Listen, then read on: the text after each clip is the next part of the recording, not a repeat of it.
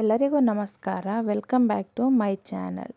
ಯಾರೆಲ್ಲ ಇನ್ನೂ ನನ್ನ ಚಾನಲ್ಗೆ ಸಬ್ಸ್ಕ್ರೈಬ್ ಮಾಡಿಲ್ಲ ಸಬ್ಸ್ಕ್ರೈಬ್ ಮಾಡ್ಕೊಳ್ಳಿ. ಹಾಗೆಯೇ ಬೆಲ್ ಐಕಾನ್ ಕ್ಲಿಕ್ ಮಾಡೋದನ್ನು ಮರಿಬೇಡಿ.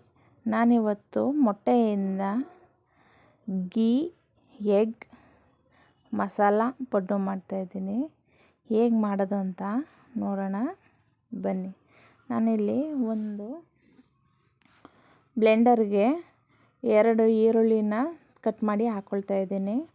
ಹಾಗೆಯೇ ಇಲ್ಲಿ ನಾನು ಒಂದು 3 ಮೆಣಸಿನ್ಕಾಯಿನೂ ಹಾಕ್ಕೊಳ್ತಾ ಇದ್ದೀನಿ. ಹಾಗೆಯೇ ಕರ್ಬೇವಿನ ಸೊಪ್ಪನ್ನು ಸ್ವಲ್ಪ ಸೇರಿಸ್ಕೊತಾ ಇದ್ದೀನಿ. ನಾನು ಇದನ್ನು ಮೂರನ್ನು ಹಾಕಿ ನಾನು ಇದನ್ನು ಸ್ವಲ್ಪ ಬ್ಲೆಂಡ್ ಮಾಡ್ಕೊಳ್ತೀನಿ. ಹಾಗೆಯೇ ಬ್ಲೆಂಡರ್ಗೆ ನಾನು ಇಲ್ಲಿ 3 ಮೊಟ್ಟೆನ ಸೇರಿಸ್ಕೊಳ್ತಾ ಇದ್ದೀನಿ. ನಂತರ ಅಚ್ಕಾರದ ಪುಡಿ, ಹಾಗೆಯೇ ಸ್ವಲ್ಪ ಧನಿಯಾ ಪುಡಿ, ಹಾಗೆಯೇ ಪೆಪ್ಪರ್ ಪುಡಿ, ಹಾಗೆಯೇ ಸ್ವಲ್ಪ ಜೀರಿಗೆ ಪೌಡ್ರು, ಹಾಗೆಯೇ ಸ್ವಲ್ಪ ಗರಂ ಮಸಾಲ, ಹಾಗೆಯೇ ನಾನು ಇಲ್ಲಿ ರುಚಿಗೆ ತಕ್ಕಷ್ಟು ಉಪ್ಪನ್ನು ಸಹ ಸೇರಿಸ್ಕೊಂಡು ಇಷ್ಟನ್ನು ನಾನು ಮತ್ತೆ ಬ್ಲೆಂಡ್ ಮಾಡ್ಕೊಳ್ತಾ ಇದ್ದೀನಿ. ಬ್ಲೆಂಡ್ ಮಾಡ್ಕೊಂಡಿರೋದನ್ನು ನಾನು ಇಲ್ಲಿ ಈರುಳ್ಳಿ ಮತ್ತು ಹಸಿಮೆಣಸಿನ್ಕಾಯಿ ಏನು ಬ್ಲೆಂಡ್ ಮಾಡ್ಕೊಂಡಿದ್ದೀನಿ ಅಲ್ಲಿಗೆ ನಾನು ಹಾಕಿ ಸೇರಿಸ್ಕೊಳ್ತಾ ಇದ್ದೀನಿ. ನಂತರ ಇಲ್ಲಿ ಒಂದು ಪುಟಾಣಿ ಟೊಮೊಟೊ ಮತ್ತು ಕೊತ್ತಂಬರಿ ಸೊಪ್ಪನ್ನು ಕಟ್ ಮಾಡಿ ಅದನ್ನು ಸಹ ಸೇರಿಸ್ಕೊಂಡು ನಾನು ಇಲ್ಲಿ ಮಿಕ್ಸ್ ಮಾಡ್ಕೊಳ್ತಾ ಇದ್ದೀನಿ.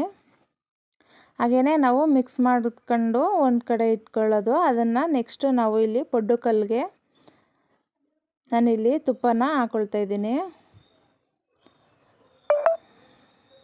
ಇದು ಎಣ್ಣೆ ಬದಲು ತುಪ್ಪ ಹಾಕ್ಕೊಂಡ್ರೆ ಇದು ಟೇಸ್ಟ್ ಸ್ವಲ್ಪ ಚೇಂಜ್ ಇರ್ತದೆ, ಚೆನ್ನಾಗಿರುತ್ತೆ. ಇದು ನಮಗೆ ಸ್ಪೈಸಿ ಬೇಕು ಅಂತಂದರೆ ನಾವು ಇಲ್ಲಿ ಮೆಣಸಿನ್ಕಾಯಿನ ಇನ್ನು ಸ್ವಲ್ಪ ಆ್ಯಡ್ ಮಾಡ್ಕೋಬೋದು, ಇಲ್ಲ ಅಂತಂದರೆ ರೆಡ್ ಚಿಲ್ಲಿ ಪೌಡ್ರನ್ನ ಇನ್ನು ಸ್ವಲ್ಪ ಆ್ಯಡ್ ಮಾಡ್ಕೋಬೋದು.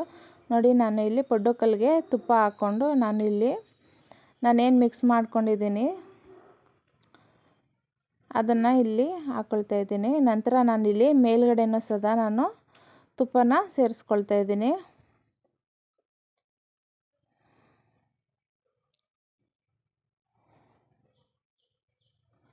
ನಾನಿಲ್ಲಿ ತುಪ್ಪ ಸೇರಿಸ್ಕೊಳ್ಳೋದ್ರಿಂದ ಇಲ್ಲಿ ಆರಾಮನೇ ಒಂಥರ ಘಮ ಚೆನ್ನಾಗಿ ಬರ್ತಾಯಿದೆ. ನಾನು ಒಂದು 2 ನಿಮಿಷ ಇದನ್ನು ಪ್ಲೇಟ್ ಮುಚ್ಚಿ ನೋಡಿ ಈ ರೀತಿ ಆಗಿದೆ. ಇದನ್ನು ನಾನು ಮತ್ತೆ ಉಲ್ಟಾ ಮಾಡ್ಕೊಳ್ತಾ ಇದ್ದೀನಿ. ಇದನ್ನು ಮತ್ತೆ ಉಲ್ಟಾ ತಿರ್ವಾಕೊಂಡು ಇನ್ನೊಂದು ಸ್ವಲ್ಪ ಒಂದು 2 ನಿಮಿಷ ಅಷ್ಟು ಮೀಡಿಯಮ್ ಫ್ಲೇಮಲ್ಲಿ ಇಲ್ಲಾಂದರೆ ಸಿಮ್ಮಲ್ಲಿ ಬೇಯಿಸ್ಕೊಂಡ್ರೆ ಇದು ಚೆನ್ನಾಗಿ ಬರ್ತದೆ. ನಾವು ಇದನ್ನು ಹೈ ಫ್ಲೇಮಲ್ಲಿ ಹಾಕ್ಕೊಬಿಟ್ರೆ ಪೂರ್ತಿ ಜಲ್ದಿ ಸೀದೋದಂಗೆ ಆಗಿಬಿಡ್ತದೆ.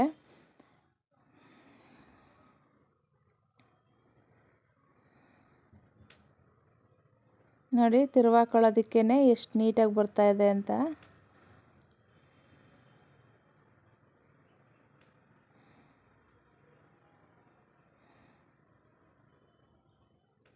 ಈ ಪಡ್ಡು ಸ್ವಲ್ಪ ರೋಸ್ಟ್ ಆದ್ರೂ ಏನೂ ಅನಿಸಲ್ಲ, ಸ್ವಲ್ಪ ರೋಸ್ಟ್ ಆದ್ರೂ ಇದು ಚೆನ್ನಾಗಿರುತ್ತೆ.